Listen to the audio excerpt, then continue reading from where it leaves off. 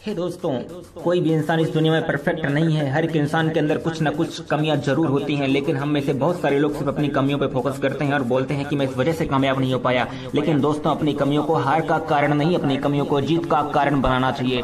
एक family husband wife और उनका एक 15 साल का छोटा सा बच्चा अपनी कार से लॉन्ग ड्राइव पे घूमने के लिए जाते हैं और अचानक ही दुर्भाग्यवश उस कार का एक्सीडेंट हो जाता है और वहाँ के आसपास के लोगों के थ्रू हस्बैंड वाइफ एंड उनके छोटे से बच्चे को हॉस्पिटल ले जाया जाता है। जब हस्बैंड वाइफ की आंखें खुलती हैं हॉस्पिटल में, तो हस्बैंड वाइफ डॉक्टर से सवाल पूछते हैं कि मेरा छोटा सा बच्चा कार की पिछली वाली सीट के अंदर बैठा हुआ था, वो कैसा है? तब डॉक्टर बोलता है कि एक अच्छी खबर है और एक बुरी खबर है। सबसे पहले कौन सी खबर सुनाऊं? तब हस्बैंड वाइफ बोलते हैं कि सबसे पहले आप अच्छी खबर सुनाइए। तब डॉक्टर बोलता है अच्छी खबर यह है कि आपका बेटा जिंदा है। तब हस्बैंड वाइफ बोलते हैं कि बुरी खबर क्या है? तब डॉक्टर बोलता है कि बुरी खबर यह है कि उसका लेफ्ट हैंड को काटना पड़ा क्योंकि उसके लेफ्ट हैंड में काफी इन्फेक्शन फैल चुका था।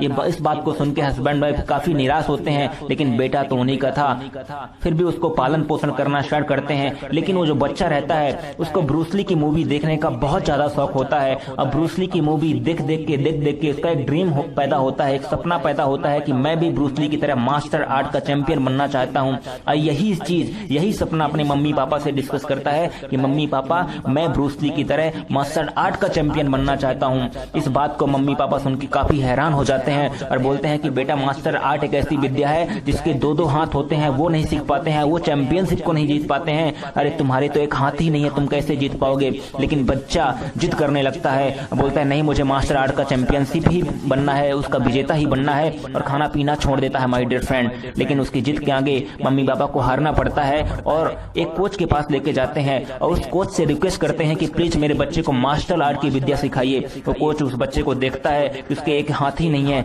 बोलता है ये इम्पॉसिबल है। मार्शल आर्ट एक ऐसी विद्या है जिसके दो हाथ होते हैं वो नहीं सीख पाते हैं, इसका तो एक हाथ ही नहीं है, कैसे सीख पाएगा? लेकिन काफी जिद करने के बाद वो कोच से रिक्वेस्ट करते हैं कि प्लीज मेरे बच्चे को आप मार्शल आर्ट की विद्या सिखाइए। लेकिन वो कोच बोलता है ठीक है, मैं इसको मार्शल आर्ट की विद्या जरूर सिखाऊंगा, लेकिन मेरी एक शर्त है। मेरी शर्त यह है कि आपका बच्चा मुझसे कोई सवाल नहीं पूछेगा।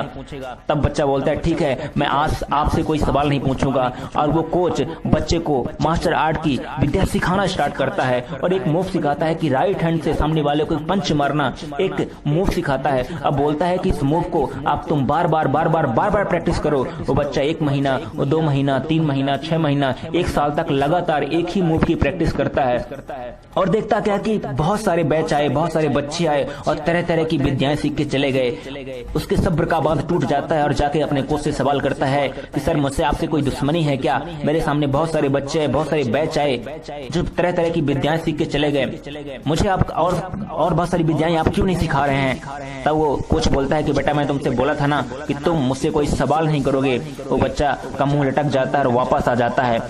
और उसी समय एक चैंपियनशिप हो रही होती है और वो कोच उस चैंपियनशिप में इस बच्चे का नाम लिखवा देता है और वो बच्चा चैंपियनशिप में पार्टिसिपेट करता है और first round, second round, third round, fourth round, कई सारे राउंड को जीत जाता है और वो बच्चा सेमीफाइनल के अंदर पहुंच जाता है माय डियर फ्रेंड। और सारी पेपर के अंदर एक हेडलाइन होती है कि एक ऐसा बच्चा चैंपियनशिप के अंदर आया है जिसका लेफ्ट हैंड ही नहीं है। वो सारे राउंड को क्लियर करते हुए, सेमीफाइनल को जीतते हुए फाइनल के अंदर पहुंच चुका है। उसको देखने के लिए बहुत सारी भीड़ एकत्रित होती है, बहुत सारी भीड़ उसको देखने के लिए आती है। जब चैंपियनशिप की फाइनल हो रहा होता है और रिंग के अंदर जाता है, जैसे ही रिंग के अंदर जाता है, उसका जो डिफेंडियर चैंपियन होता है उसके सामने जो उसका विरोधी होता है, उसके मुंह के अंदर एक बड़ा सा पंच मारता है, उसके मुंह से ब्लड निकलने लगता है और जब वो बंदा गिर जाता है, जो बच्चा गिर जाता है और अपने कोच की आंखें की तरफ देखता है और उस बच्चे की आंखें कोच की आंखों से एक सवाल पूछ रही होती हैं कि अब तो कुछ ऐसा पंच बता दो ताकि मैं सामने वालों को इसका जवाब दे सकूं।